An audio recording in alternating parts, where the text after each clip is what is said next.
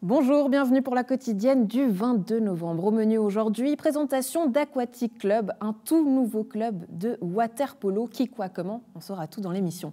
Ensuite, on s'envolera avec le trombone du paradis de Francesco D'Urso. Le musicien sera en tournée notamment avec Paradise Bone et 2 dates dans la région que voici. Enfin, et comme chaque année, la Côte présente son concours Personnalité de la Côte 2021, une édition particulière puisque cette année, on célèbre son 10e anniversaire et sa 10e édition. Enfin, on retrouvera Alexandre, toujours téléphone à la main et en extérieur. Alexandre, bonjour. Comment ça va en ce lundi matin?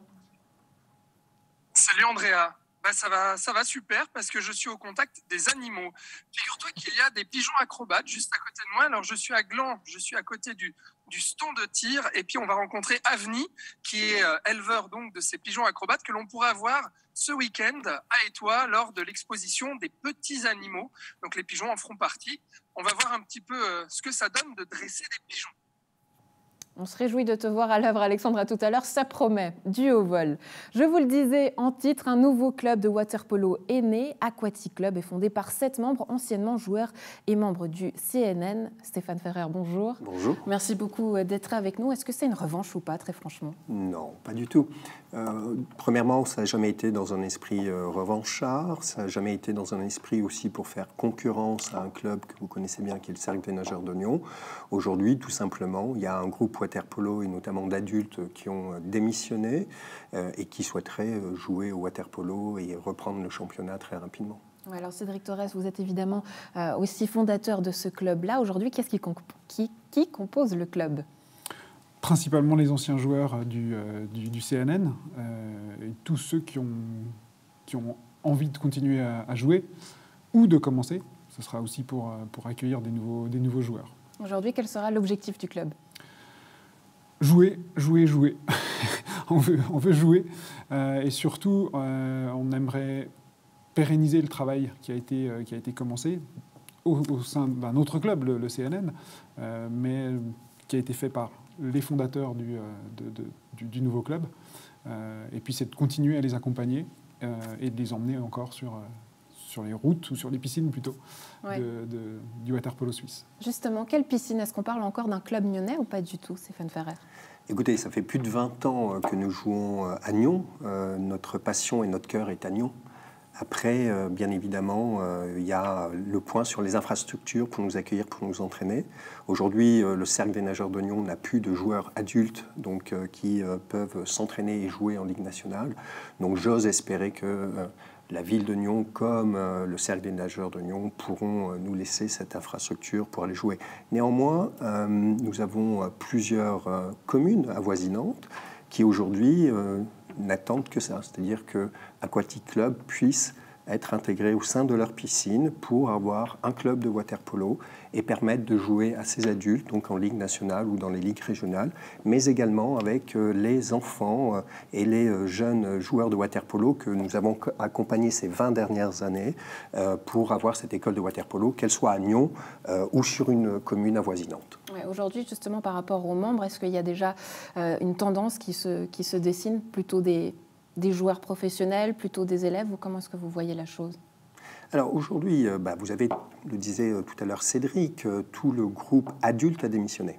Que ce soit pour la Ligue nationale ou alors pour la Ligue régionale, il reste peut-être 1 ou 2 joueurs donc, au Cercle des Nageurs de Nyon. Et nous avons ces enfants, l'école de water polo qui est encore au Cercle des Nageurs de Nyon. Aujourd'hui, nous ne sommes pas des kamikazes. On ne souhaite pas prendre en otage qui que ce soit les parents, les enfants et autres. On a voulu d'abord consulter, regarder avec les autorités, qu'elles soient à Nyon ou ailleurs. On a aussi voulu regarder avec la fédération suisse aquatique qui nous accueille, qui attend de nous faire jouer. Et puis on a voulu regarder également avec les principaux protagonistes finalement, qui sont le Cercle des Nageurs de Nyon et le comité, et Monsieur Torres et les autres membres fondateurs de notre club les ont rencontrés il y a quelques jours pour parler de cette éventuelle scission. Ouais, Cédric Torres, on parle de water polo, mais est-ce qu'on pourrait avoir d'autres activités? C'est une possibilité. Pour l'instant, on crée un club pour pouvoir pérenniser le travail qui a été fait en water polo et continuer à jouer, je l'ai dit. Mais par la suite, s'il y a des demandes sur d'autres sports aquatiques, évidemment, ça pourrait être une possibilité. Ouais, alors aujourd'hui, vous nous présentez ce club, un tout nouveau logo, un tout nouveau nom. Dans quel état d'esprit vous êtes, Cédric Torres ? Impatient, impatient de jouer et de reprendre l'entraînement et les matchs, on espère le plus tôt possible. Oui, c'est plutôt l'impatience. Ouais, ça représente quoi pour vous, quelque part, ce renouveau ? Parce qu'on sait qu'il y a eu tout ce passé, toute cette histoire qui a aussi été entachée. On en a beaucoup parlé dans la presse, mais pour vous, personnellement, en tant que joueur, aujourd'hui, comment vous voyez la suite ? Alors, la suite, d'abord, il y a une part de déception. On est très attaché à Nyon, à la région, et on l'était au CNN. On a démissionné, on a quitté le club, pas de gaieté de cœur. Mais après, il faut savoir rebondir, et du coup, on se reconcentre et on se réjouit sur l'avenir avec Aquatic, et de pouvoir rejouer, si possible, à Nyon, si possible sur la région, et puis de pouvoir continuer à jouer, et puis surtout à continuer de construire ce qu'on a commencé à construire au CNN. Ouais, est-ce qu'il y a d'autres ambitions, par exemple, au niveau sportif ? On a beaucoup parlé d'un club élite, Stéphane Ferrer, mais est-ce qu'il y a d'autres objectifs ? Qu'est-ce qu'on veut faire de différemment au niveau sportif ? Je crois qu'en fait, il ne faut pas aller chercher midi à 14h. Je crois que les personnes que vous avez aujourd'hui en face de vous sont celles, avec nos amis et collègues du water-polo, sont celles qui ont construit le water-polo depuis ces 20 dernières années. Que ce soit avec l'école de water-polo, que ce soit pour la Ligue nationale. Je vous rappelle que nous avons volontairement stoppé le fait de pouvoir monter en Ligue nationale B pour la Ligue nationale A. Donc les objectifs seront les mêmes. Cédric l'a dit très justement tout à l'heure, c'est pérenniser tout ce qui a été construit ces 20 dernières années pour les mettre à côté chez Aquatic Club, puisqu'aujourd'hui, le Cercle des nageurs de Nyon n'offre pas toutes les conditions et toutes les garanties pour que ces joueurs puissent évoluer en Ligue nationale de façon correcte. Ouais, Cédric Torres, si on veut s'inscrire, qu'est-ce qu'on fait ? À qui on s'adresse ? On a une adresse du secrétariat, c'est tout neuf, exactement. Et l'adresse sera publiée tout prochainement, dès qu'on l'aura créée. J'imagine un site internet aussi prochainement ? Exactement. Ouais. Exactement. Aquatic Club, tout ça, c'est aussi de la région. Messieurs, merci beaucoup d'avoir été avec nous. Très belle journée à vous. Merci. On reste dans le milieu sportif, mais cette fois-ci en foot. Victoire 1-0 sur un pénalty à la 93e minute pour le FC Stade Nyonnais face à Chiasso samedi à Colovray. Les jaunes et noirs prennent la 3e place du classement. Retour en images sur le match.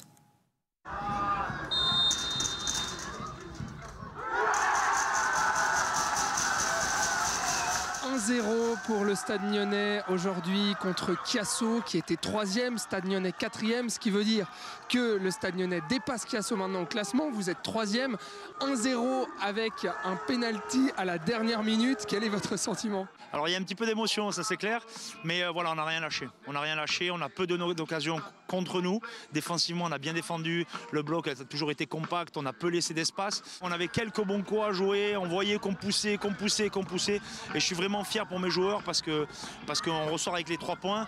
Je vais dire, dans la possession du ballon, on a gagné le match, ça c'est clair. On a eu beaucoup de ballons, on a essayé à droite, à gauche, dans l'axe, par-dessus, des relations.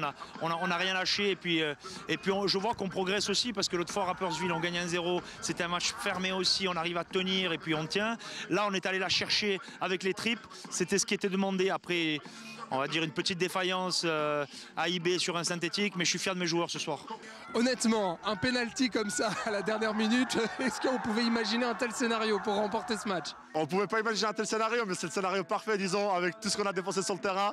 Et on est récompensé par ce penalty et puis on est tout simplement heureux ce soir. On se sent bien après une victoire. Après, c'est un match où on a eu le monopole du ballon et on a eu du mal à débloquer la situation, mais on n'a pas lâché et il y a eu le penalty et j'ai voulu le prendre. Je le sentais bien, donc voilà. Un match, c'est 95 minutes. Et je vois que j'ai mon groupe qui lâche rien, qui veut aller, ils ne sont pas contentés de faire le 0-0. Et ça, c'est une grande qualité mentale. On a un vestiaire aujourd'hui avec une solidarité extrême. Et c'est ça qui nous a permis aujourd'hui d'être patients. On a un coach qui nous pousse beaucoup. C'est très important aussi. Et puis aujourd'hui, ça a payé. Et puis on est vraiment ravis de cette victoire. Il reste encore 2 matchs avant la pause hivernale. On espère que le Stade Nyonnais conservera sa 3e place au classement classement et pourra peut-être progresser encore. Qu'est-ce qu'il va falloir faire pour ces 2 derniers matchs? Rester humble, profiter ce soir. Je crois qu'en plus ils ont une soirée d'équipe, alors ils vont bien profiter. Et puis aller chercher quelque chose encore chez nous contre Bienne. Oui, ça va être festif. Après, on sait très bien, nous, notre objectif, c'est les 6 premières places. Et on est dedans pour l'instant, on doit continuer comme ça et voilà. Ce qu'on était venu chercher, la 3e place, on l'a. Maintenant, il faut la garder, vous avez bien dit. Alors c'est profiter dans les vestiaires et puis mardi se remettre au boulot. Le trombone du paradis de Francesco D'Urso est en tournée avec le vernissage de l'album Paradise Bone et la présentation de nouvelles créations dont la région. 2 concerts seront joués le 28 novembre à Saint-Georges et le 5 décembre à l'Académie Aïda à Gland. Francesco D'Urso, bonjour. Bonjour Andrea. Merci beaucoup d'être avec nous. Alors le vernissage de cet album Paradise Bone, un mot avant tout sur cet album, qu'est-ce que vous avez voulu en faire? Et j'ai voulu donner la possibilité à tous les publics de découvrir les magnifiques instruments qui sont le trombone et les mélangeant avec beaucoup d'ensembles différents. Ouais, l'objectif justement c'est d'en faire une création, de mélanger, de faire des binômes, des duos avec d'autres instruments, vous venez de le dire. Par exemple, je crois la harpe, d'autres instruments. Notamment la harpe, l'orgue, qui sont les 2 instruments avec lesquels on va faire les tours. Il y a eu aussi quintette à vent, quatuor à cordes, trio jazz. Et qu'est-ce que ça permet d'avoir ces binômes-là qui soient sur scène? Et c'est juste parce que j'ai envie de mélanger la majestuosité de l'orgue et la douceur de la harpe avec les timbres du trombone. En termes de musique classique, est-ce que c'est quelque chose qui se fait habituellement? On ose faire ce genre d'association ou pas tellement? Pas tellement, c'est déjà fait, c'est fait, mais pas tellement parce que les trombones et l'harpe, c'est un petit peu, on peut les voir comme les extrêmes. L'harpe tout douce et le trombone très, très puissant. Et avec l'orgue, c'est un petit peu plus habituel, mais aussi il faut une grande recherche par rapport à la réponse du son. Parce que nous, les cuivres, on joue direct et l'orgue, il y a une autre façon de résonner. Alors on voit là des images de vous, c'est en Italie ou pas? Oui, c'est chez moi, dans le sud d'Italie, oui, dans ma région. Les Pouilles, je viens d'à côté de Lecce. Et voilà, c'est un clip qu'on a tourné cet été. Avec, Là aussi, pour un musicien musique classique, c'est aussi oser sortir un petit peu des sentiers battus. Hein. Jouer en extérieur, ce n'est pas habituellement quelque chose qui se fait toujours. Ou en Italie, justement, il y a un petit peu plus cette culture de jouer dehors, comme oui, ça, on fait cette culture, il y a cette culture de jouer à l'extérieur. Bon, là, les clips, il y a une partie jouée en live, une partie en playback, justement, pour pouvoir utiliser tous ces paysages pour les clips. Ce n'était pas évident. Vous nous raconterez ça peut-être ici tout à l'heure, mais en live, vous l'avez dit, hein, c'est le mot magique aujourd'hui pour nous, puisque vous avez accepté de nous jouer un petit extrait. On se retrouve tout à l'heure, Francesco, et on se réjouit que vous puissiez nous faire ce petit aperçu et avant-goût. Merci beaucoup. Merci, on retrouve Alexandre. Alexandre, comment ça va alors, ces pigeons? Eh bien, ça va. Voilà, on va voir avec Avni, qui est juste ici, voilà, derrière moi, qui fait sortir ces pigeons. Voilà, donc on est ici au stand de tir à Gland. Alors les pigeons, comme tu vois, ce qui m'étonne beaucoup, c'est que tout autour de nous, en fait, les pigeons pourraient s'envoler, mais Avni nous a dit que non, les pigeons, ils restent. Alors déjà, on va le saluer. Bonjour Avni. Avni Mohareni, qui est donc ici éleveur de pigeons à Gland. Enchanté. Enchanté à vous. Bonjour tout le monde. Alors, dites-nous un petit peu, qu'est-ce que c'est être éleveur de pigeons?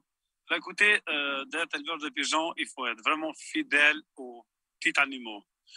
Tout d'abord, je vous explique, moi j'ai des pigeons d'origine de Kosovo ils sont des acrobatiques, des petites cravatés et des plongeurs. Alors, ces pigeons, on fait beaucoup de démonstrations, on fait beaucoup de concours, et puis, donc, on ne donne pas les ordres d'aller. Regardez, ils restent là autour de nous. Alors, comment ça se fait, ça, justement? On peut se demander comment on dresse un pigeon. Alors, on dresse depuis jeune. Je passe beaucoup de temps avec ces pigeons pour dresser. Sinon, ils ne font rien. Ils ne restent pas autour de nous. Ils sont loin. Mais le but, c'est de regarder autour des eaux. Ils sont là vraiment. Ils n'ont pas peur. Mais moi, je dresse ces pigeons sans plus raison parce que je suis très, très fidèle de ces pigeons. Depuis petit, de l'âge de 5 ans. C'est vraiment un hobby, mais qui vous prend aussi beaucoup de temps. Vous m'avez dit avant, quand on discutait, vous passez 2 à 3 heures par jour en compagnie de ces pigeons. Tous les jours, je suis là 2-3 heures, je m'occupe de ces pigeons.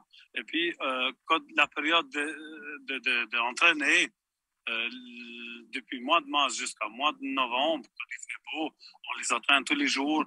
Et puis, on fait des concours avec ces pigeons. Alors, les pigeons acrobatiques, en fait, ils sont accompagnés avec 2 pigeons haute-volants. Haute-volants qui accompagnent le volet avec eux. Et puis, nous, le moment qu'on en fait le mouvement ici, on ouvre la porte de volière. Alors, eux, ils commencent à tourner immédiatement. Puis, ils peuvent tourner jusqu'à 200 mètres, sans arrêt. Une figure, mais rentable. Hein. Alors, vous m'avez dit avant que malheureusement, c'est pas possible de voir ces acrobaties aujourd'hui parce que, voilà, il faut une météo clémente. Hein, Écoutez, aujourd'hui, il y a trop de bises. Et puis, vous avez vu quelques-uns qui ont volé. Hein. Ils partent très loin, puis on ne peut pas voir. Et puis, c'était un plaisir de voir les pigeons vraiment comme il faut sur place, là. Pas de voir à 100 mètres là-bas parce qu'ils vont pousser. Ces pigeons, ils sont très légers. Hein, ils ne peuvent pas battre contre le vent. Alors, ces pigeons, ils vous obéissent, ils vous reconnaissent, Avni? Oui, bien sûr qu'ils me connaissent. S'ils ne me connaissent pas, eux, alors c'est un peu dommage. Hein. Je suis tous les jours avec eux. Une obéissance magnifique, extra. Alors, ils obéissent. Tous les jours, je suis là. Tous les jours, ils m'obéissent. Il y en a pas qui partent si je ne vais pas donner les arts. Hein. Là, d'où ça vient le pigeon spécialement? Parce que donc on va dire quand même que c'est votre hobby, vous entraînez ces pigeons pour faire justement eh bien, des démonstrations acrobatiques. Les pigeons d'ailleurs ont certains gènes qui font que ce sont des pigeons acrobatiques, ce sont des pigeons spéciaux que vous avez. Mais d'où ça vous vient cet amour pour les pigeons? Alors écoutez, à partir de 5 ans, quand j'avais attrapé un pigeon, tant de gamins, j'étais en train de chercher de l'eau, puis il avait soif, puis il est venu vers moi, puis j'ai attrapé, puis depuis là, je suis parti avec ces pigeons, puis petit à petit, ça a grandi, et puis petit à petit, je m'attachais beaucoup plus dans ces pigeons. Plus je passe de temps, plus je m'attache avec eux. Alors, si on veut voir les acrobaties de ces pigeons, enfin, si on veut vous voir dresser les pigeons, on peut donner rendez-vous aux gens eh bien, ce week-end, vendredi, samedi, dimanche, à Étoile pour l'exposition Petits Animaux, c'est ça? Exactement. Alors, je suis le premier dans ces pigeons acrobatiques de jouer mobile. Et puis, c'est pour ça que je me suis préparé pour l'Expo à Étoile, pour faire des démonstrations pour tous les visiteurs. Dans l'Expo à Étoile, ça va se passer comme ça. On a des pigeons acrobatiques qui ont fait des démonstrations, mais on a des petits animaux dans l'Expo, des lapins, des canards, des dames, des poules, et puis des pigeons, bien évidemment, aussi. Hein. Et on espère que la météo sera au rendez-vous pour qu'on puisse voir voler ces pigeons autour de nous. Alors, écoutez, moi, tout ce que j'espère, parce que j'ai quand même passé du temps pour préparer. Puis, ça dépend maintenant, on est dans un mois très difficile. Hein. Le mois de novembre, on sait très bien que c'est pas toujours, il fait beau. Mais bon, on verra alors, on se donne rendez-vous du coup ce week-end. Merci beaucoup pour votre temps et puis pour nous avoir ouvert cette volière ici donc à Gland. Plaisir. Merci beaucoup, Avni Mohareni. Donc voilà, éleveur de pigeons. Alors, qui peut les prendre? Prenez-en un dans la main, qu'on se rende compte un petit peu. Ah oui, alors il faut voir à l'intérieur. Voilà. Alors, ces pigeons, on peut prendre facilement dans les mains. Et puis, ils ne bougent pas. Aujourd'hui, c'est un peu spécial parce qu'ils ont peur, ils disent qu'est-ce qui se passe. Mais là, c'est vraiment des pigeons qui ne se bougent pas. Puis, sur l'âge, ils ne vont pas aller très loin. Ils ont autour de nous, toujours. Voilà pour la petite démonstration donc, de petites caresses sur un pigeon. Je ne savais pas que ça existait, mais ma foi, on en apprend tous les jours sur NRTV, Andrea. En tout cas, tu as les mains prises et ça t'arrange, je suis sûre, parce que toi, te voir prendre un pigeon, ben ça, c'est pas pour tout de suite. Peut-être tout à l'heure, Alexandre. Ouais. On accueille sur le plateau Michel Jeutran, rédacteur en chef du journal La Côte. Bonjour Michel, merci beaucoup d'être avec nous. Vous avez des animaux de compagnie? Oui. Ouais. Quoi comme animaux? Un chien, un chat, des poules, des abeilles. Ah ouais, pratiquement une ferme chez vous. On parlera des personnalités de la Côte d'ici quelques instants, mais pour l'instant, je vous propose un petit concert pour nous, privé, rien que derrière la scène. Francesco est prêt, il va nous jouer Stella. Maestro, la scène est à vous.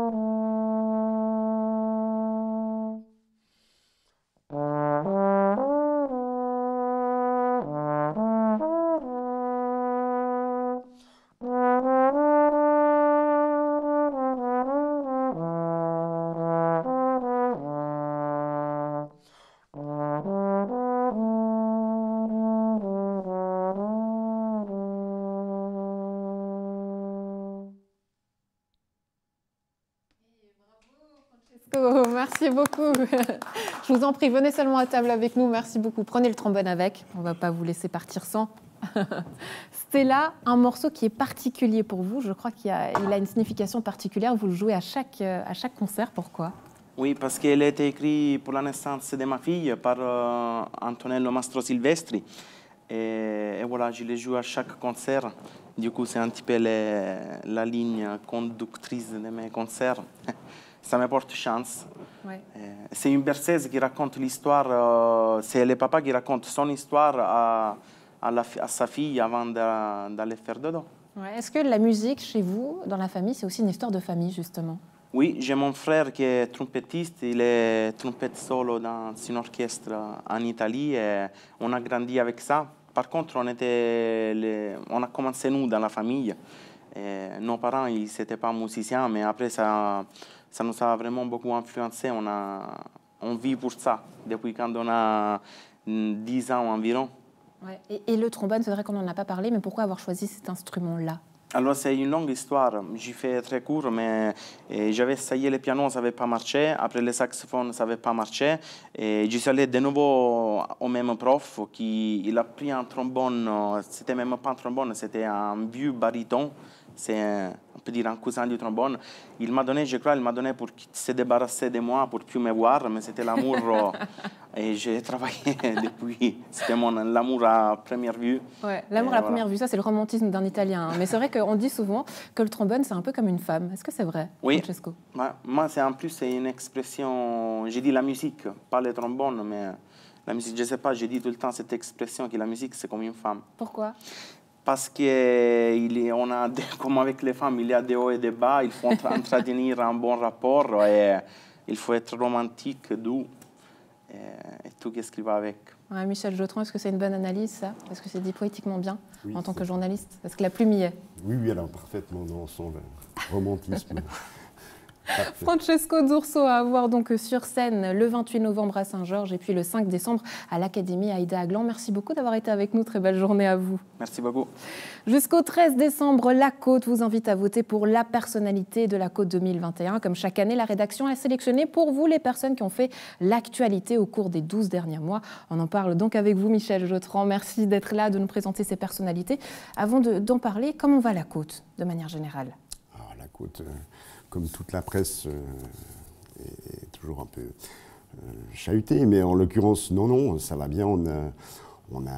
J'ai la chance en fait d'avoir une équipe qui est très très motivée et on se bat tous les jours, mais tout va bien. Oui, ouais, on se bat tous les jours, pourquoi ? Ça veut dire que quoi ? Le quotidien est encore difficile aujourd'hui dans la presse. C'est vrai qu'on avait entendu toute cette période aussi peut-être de restructuration interne au sein de La Côte. Est-ce que là, les choses vont mieux ? Ça s'est apaisé ? Est-ce que le moral des troupes est là ? Comment présenter aujourd'hui cette rédaction ? Mais disons qu'il n'y a pas de restructuration. Enfin là, on est sur ce plan-là, c'est assez calme. Mais on a, comme beaucoup, subi le Covid en termes d'annonces et ça reste assez délicat. Alors évidemment, on a bénéficié d'aides, mais ça ne durera pas toujours, enfin d'aide étatique notamment.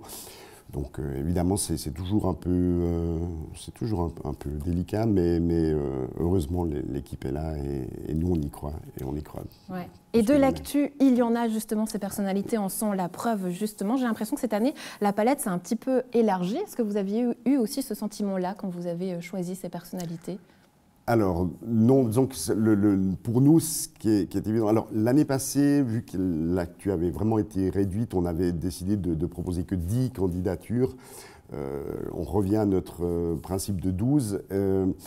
Et toujours, on a voulu avoir un panel très large, d'avoir le milieu culturel, sportif, des hommes, des femmes évidemment, mais aussi géographiquement, qui sont un petit peu répartis dans toute la région pour que les gens puissent s'identifier. Et puis, le fait d'avoir un panel diversifié, c'est une marque de fabrique. On tient à ça, qu'on ait des gens qui soient des politiques. On a accessoirement un président de la Confédération dans les candidats. On a aussi des gens justement qui sont plutôt sportifs. On a le monde agricole, viticole. Enfin, là, je crois qu'il y a vraiment...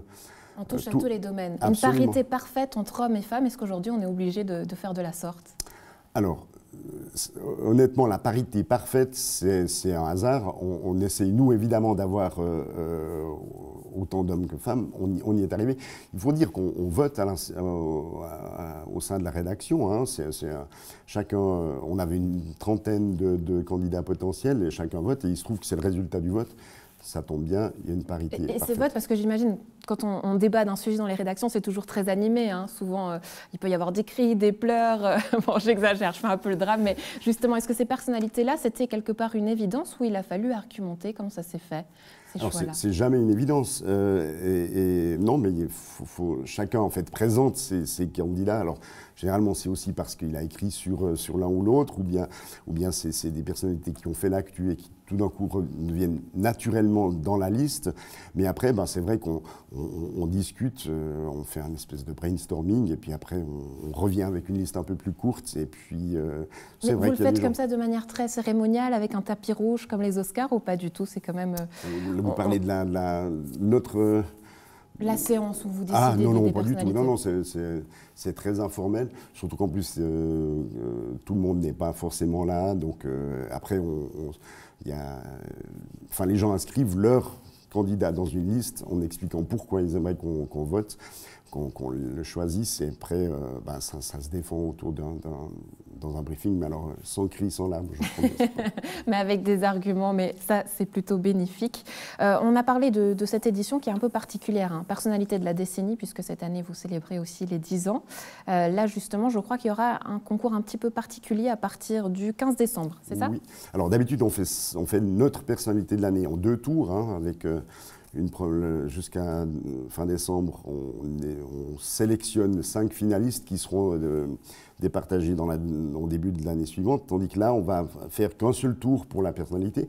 Et puis, à partir de mi-décembre, justement, on va désigner la personnalité de la décennie, dont fera partie la personnalité qui va sortir des voix de 2021. Et en fait, on va se retrouver avec les 10, en fait, en l'occurrence 11, parce que la première année, il y avait eu un ex-aequo parfait.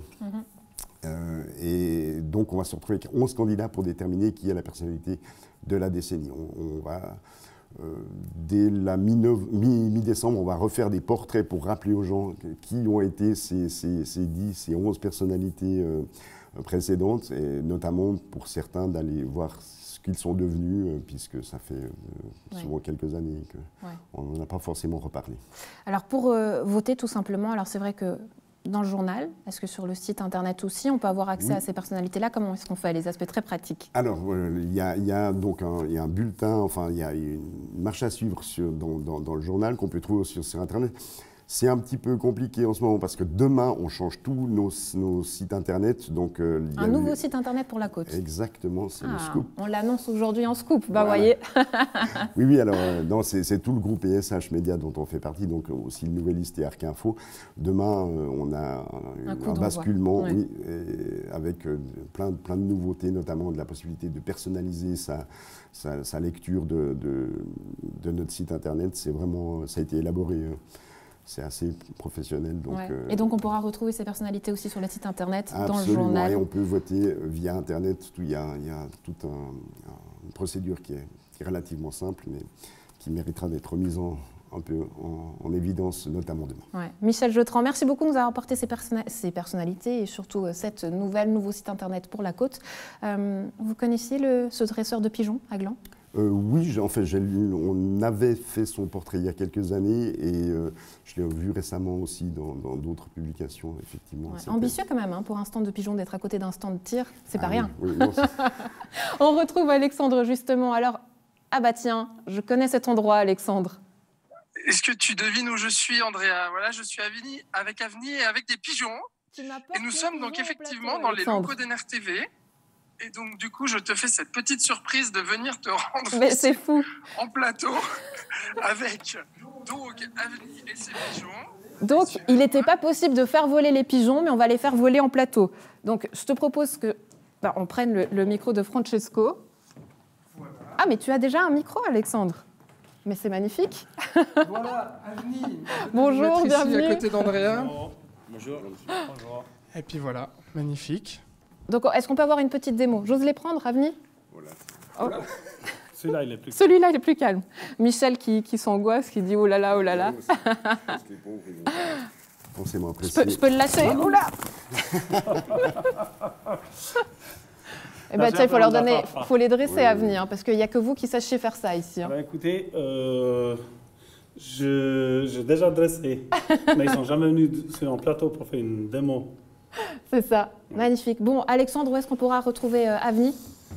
Eh ben, on pourra retrouver Avni et toi ce week-end, de vendredi à dimanche, donc à l'exposition des petits animaux, et on verra tous les pigeons. Ouais, ben, je vous propose qu'on se quitte en musique. Francesco, on vous laisse la scène. On vous dit au revoir en musique. C'est possible ou pas? Oui. Ouais. Comme ça, on fera peut-être, on verra si les pigeons apprécient ou pas la musique. Il paraît que c'est le public le plus critique au monde. Merci beaucoup d'avoir été à la maison. Un plaisir d'avoir été en votre compagnie. À demain. Et puis on finit en musique avec Francesco.